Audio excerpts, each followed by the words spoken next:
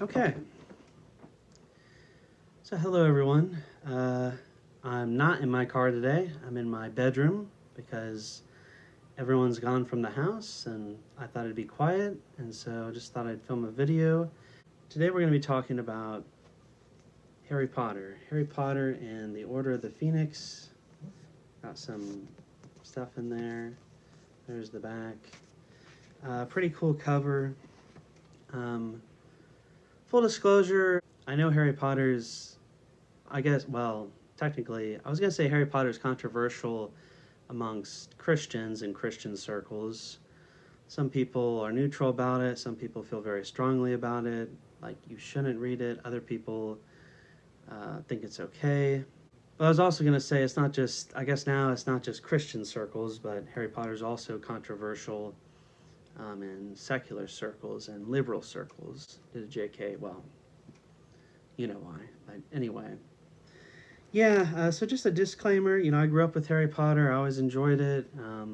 I've been a little back and forth with it. I have watched some videos by Doreen Virtue and Good Fight Ministries where they talked about reasons why Christians shouldn't read Harry Potter, and I thought some of them were good. Some of their arguments were convincing. So I guess I'm kind of in the maybe camp. I read Harry Potter when I was in middle school, and I hadn't read it since then.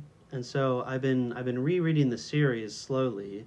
I finished book 4 a few weeks ago. I just finished book 5, and I started book 6. And I just wanted to read. I wanted to, because I read it as a kid. I read it in middle school.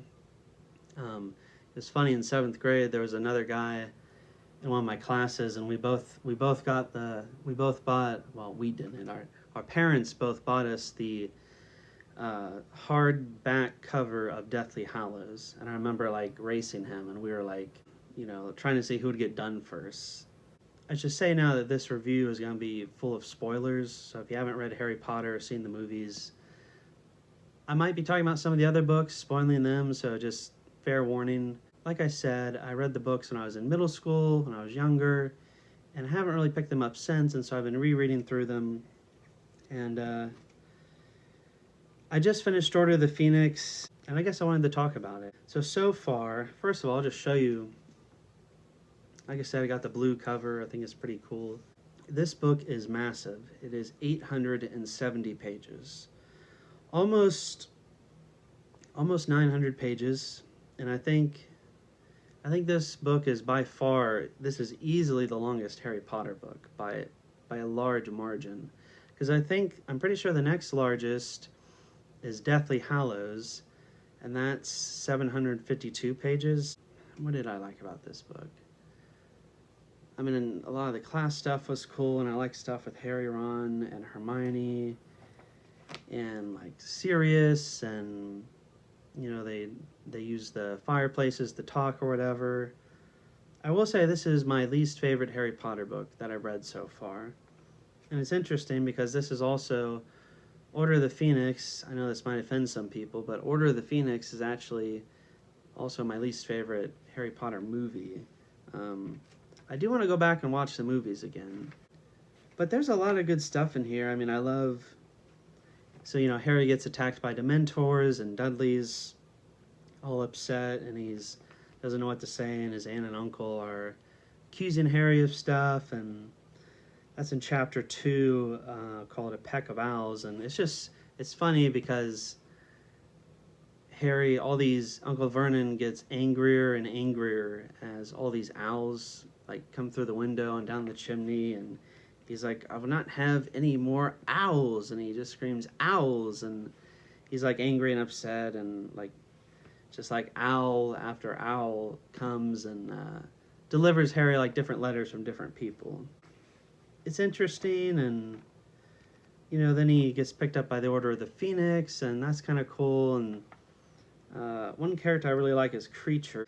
Kreacher's the old house elf, the old racist house elf, who he's in servitude to Sirius Black and his house, which is where all the Order members are meeting. Kreacher's pretty cool. Actually, there's an illustration of him right there. Yep, there's Kreacher. One thing I'll say about the Harry Potter books is they're not what's the word? Raunchy. The Harry Potter books are not raunchy. There's really no swearing except for like the D word and, the characters say hell or whatever. But even that's minimal, like one or two. And I really commend.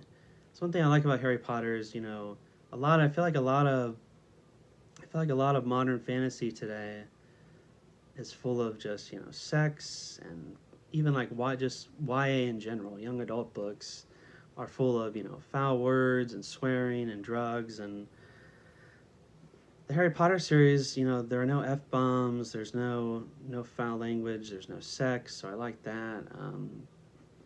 It's very nice, and I think that's one reason why they're so popular, is that J.K. Rowling decided to stay away from, stuff like that, using excessive swearing or having, full on, this isn't, Harry Potter's not A Court of Thorns and Roses. This isn't Fourth Wing. They're not, Harry and Hermione are not Xaden and Violet. I like the Dumbledore's army stuff. That's pretty cool.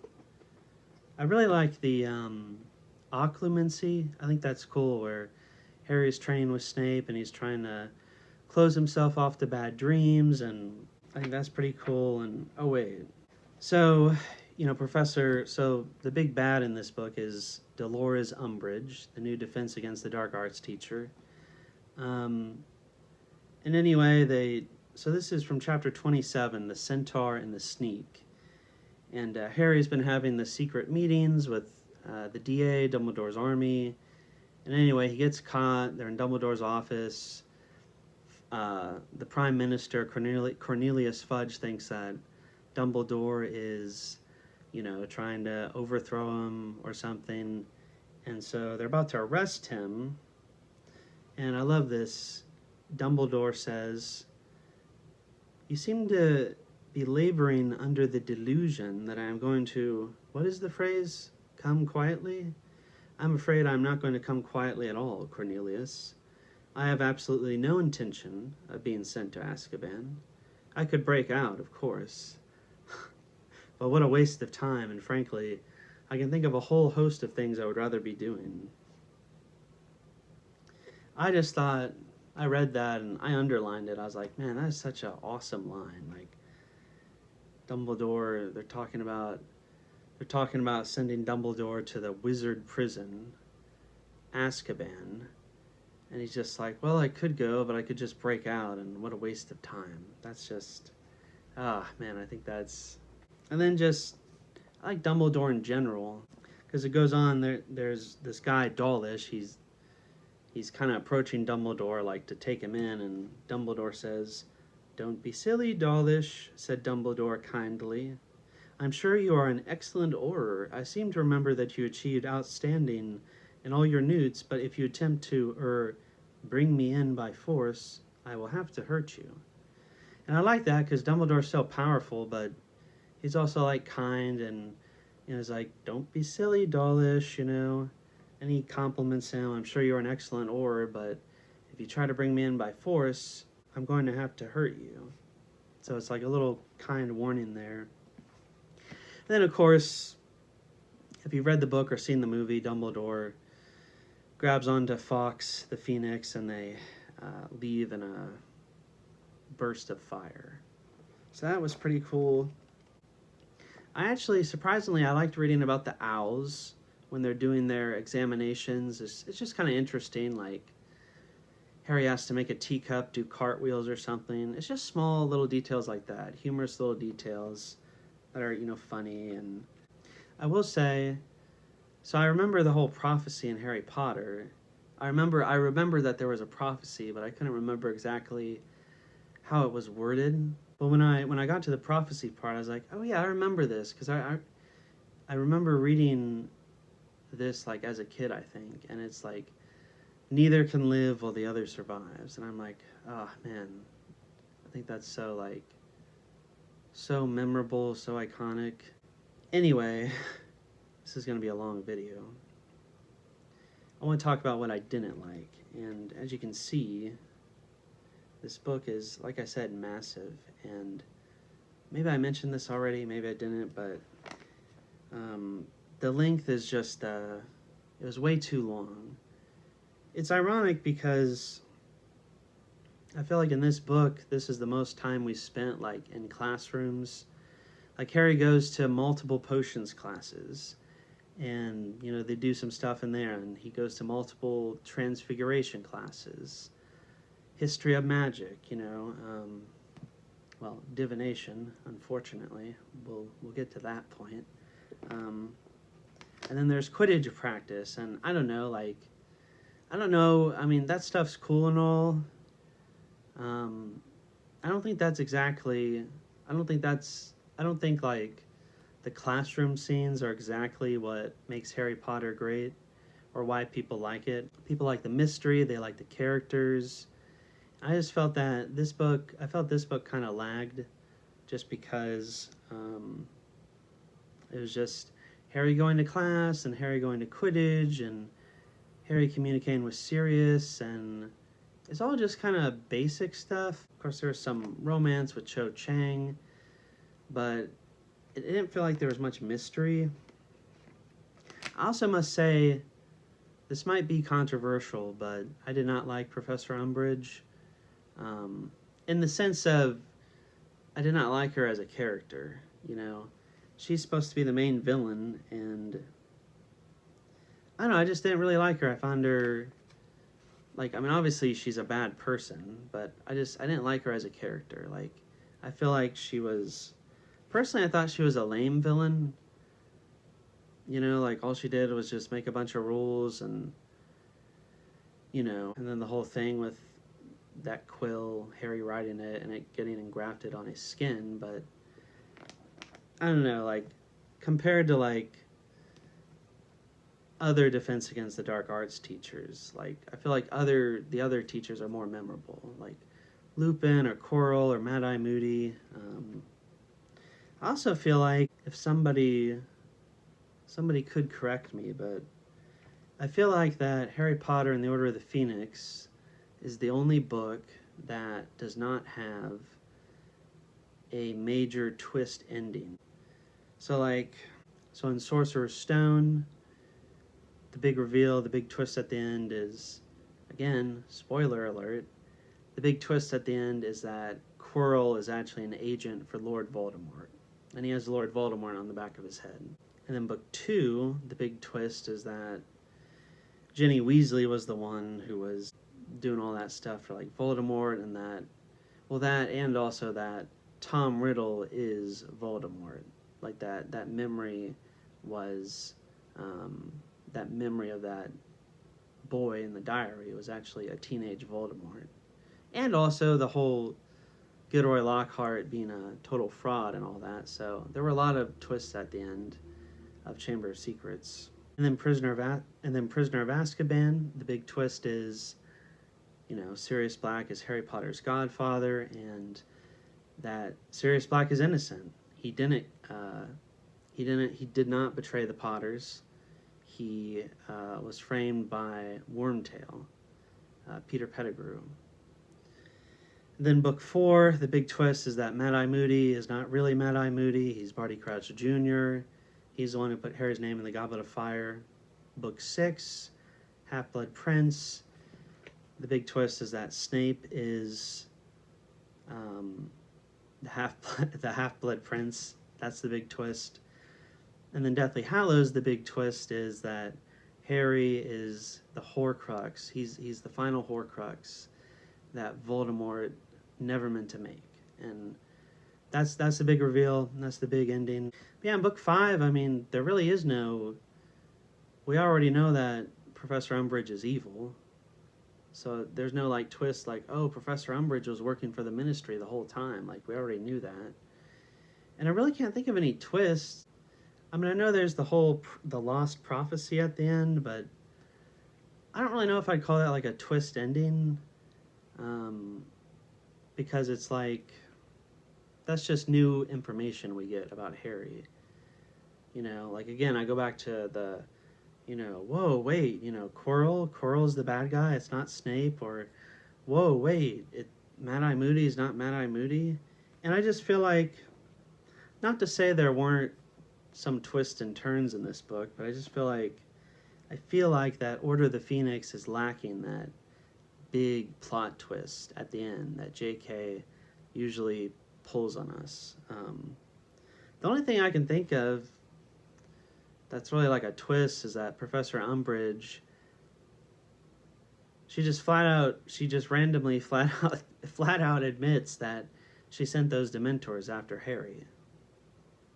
So the Dementors from the beginning who attacked Harry and Dudley, Professor Umbridge sent them and pretended like she didn't know why they were there. And I mean, that's like the only, I don't really consider that a big twist.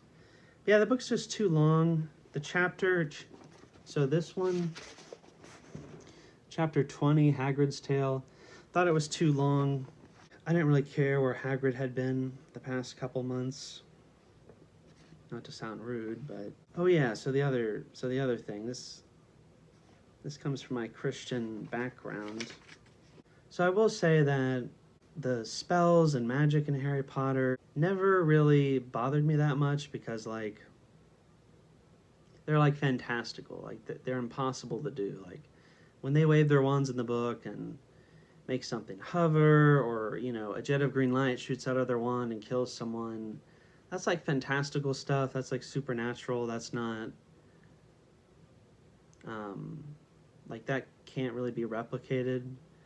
When they say like stupefy, and you know, or like, you know, a red bolt comes out and stuns someone, or like the Patronus, you know, like someone in the real world couldn't wave a wand, think of like a good memory, and like a silver white stag come out and chase like demons away or something. The one thing that does bother me in Harry Potter is divination, because you know, they use like tea leaves and they talk about crystal balls and you know, like fortune telling and all this stuff. That is like I said, like the magic in Harry Potter you can't really reproduce in the real world. You can't make a jet of green light shoot out and kill somebody. There are no invisibility cloaks. And just, you know, house elves and hippogriffs and Dementors, those are all like fantastical things. But yeah, divination. Divination is the one thing that bothers me in Harry Potter is the divination. I kind of wish J.K. would have just left that out. It's funny because, so all throughout the books, Harry and Ron and Hermione start taking divination with Professor Trelawney in their third year for Prisoner of Azkaban. And it's funny because all throughout the rest of the series, Harry and Ron, they always mock Professor Trelawney. They call her an old fraud, a fortune teller. They never really take her class seriously. To them, divination is just like a joke. And I always thought that was funny. That's like, okay, J.K. is making fun of divination. It's just fortune telling. It's not real. But then I don't really know if that works because Professor Trelawney actually gives 2 prophecies within the series. She prophesies in book 3 and in book 5. And it's like, you know, J.K. is like making fun of divination with Harry and Ron, laughing at it. But it's also like she's giving it validation because Professor Trelawney actually did see into the future and prophesy. I don't know, I guess, yeah. It's kind of a mixed bag. And then also, I don't know what it is with centaurs. Centaurs and astrology and divination seem to be like all connected. Because I remember in Chronicles of Narnia, in the last battle, I think that, I don't know if it's in the book or it might be on the back of the book where it talks about the centaurs were looking at the stars and saying war is coming or a false Aslan is coming, and it's like there's just something about centaurs that they're just associated with astrology and divination. They are, at least in the Harry Potter books, and I know Narnia makes mention of it. But anyway, this is from chapter 27 again, the centaur and the sneak. Just some stuff the teacher's saying. It was foretold that we would meet again, and then he's talking about the stars. Here is written for those who can see the fortune of our races. Our findings teach us that the future may be glimpsed into the sky above us. One of the teachers said, one of the students said, Professor Trelawney did astrology with us. And then this teacher, they replaced Professor Trelawney in book 5 with a centaur, Ferenz. Sorry, that's why I was talking about centaurs. Maybe people were confused about that, but that's why I was talking about centaurs, because he's in this chapter and he's teaching the divination class. He talks about Mars shines brightly above us, which I think is a little joke from J.K., because in Sorcerer's Stone, Hagrid and Harry run into Ferenz, the same guy who's teaching divination in book 5, and this guy says the same thing in Sorcerer's Stone. He's looking at the sky and says, Mars shines brightly above us. And here they are, 4 years later in book 5, and he's saying the same thing. It's just, I don't know. It's funny. It's like a little joke, And he's talking about war breaking out soon. How soon centaurs may attempt to divine by the burning of certain herbs and leaves, by the observation of fume and flame. And then it describes what they did. They did indeed burn sage and mallow sweet there on the classroom floor, and friends told them to look for certain shapes and symbols. So my whole point is, that does bother me. I kind of wish they didn't take divination, just because that is like I said, my point with the magic they do, and when they do like spells, it's all fantastical. Levitating things, the invisibility cloak, producing a Patronus, a silver stag from your wand, like that's all like fantastical stuff. But this is stuff you can actually do. You can divine and look at stuff and burn sage, and so it is kind of, I understand why Christians have concerns with it, because the thing is, as a Christian, I think that you can read these books, the Harry Potter books, fantasy, science fiction, secular books. Read it with discernment, Pray about it. Obviously, people have different convictions. I guess if you do disagree with me, if you feel strongly about this, I would ask that you just do it kindly, because I get it. I've kind of gone, like I said, I've gone back and forth on Harry Potter. But it's always, and when I was rereading the other books, actually that little joke about, the centaur saying, Mars shines brightly above us. When I read that in Sorcerer's Stone, I didn't really like that, because it was like, he's, and it's more than just astronomy, like it's more astrology, like looking for signs in the sky. And also in Prisoner of Azkaban, they try to interpret tea leaves and stuff, and I don't really like that. And so, if you're a Christian, you have to make your own decisions about if you would read Harry Potter or not. I do want to keep rereading through the whole series. That way, at least to see how I feel about it, and also just so I can know what's in it, and be like, there's this, there's good stuff here, good characters here, but then there's also this. Like I said, the divination stuff. Because I could do that, but I can't buy a magic wand off Amazon and literally produce like a Patronus. I couldn't levitate this little alien guy behind me, Also, I would ask that if I do have any detractors on here, or people who disagree with me for reading Harry Potter, that is, if you're still watching, I guess I would ask you, do you like Lord of the Rings and Narnia? And if yes, I would ask, what's the difference? Because they both have, I feel like both those series have like magic, spells, stuff like that. And that's just, I'm just throwing that out there, for discussion. Maybe no one will watch this, but, I like Harry Potter. You should be careful, be discerning. Maybe months from now or a year from now, maybe I'll maybe I'll get rid of my books, my Harry Potter books, but for now I'm rereading the series. You know, use discernment, pray about it. And if your conviction is no, you shouldn't read it, or you don't want to read it, then that's totally fine. I respect that. Gosh, if I had to rate this book, I don't know, at 7.5, maybe 8. I don't know. There's a lot of great stuff at the end. I like the Department of Ministries. There's this room full of clocks. There's this big tub of brains.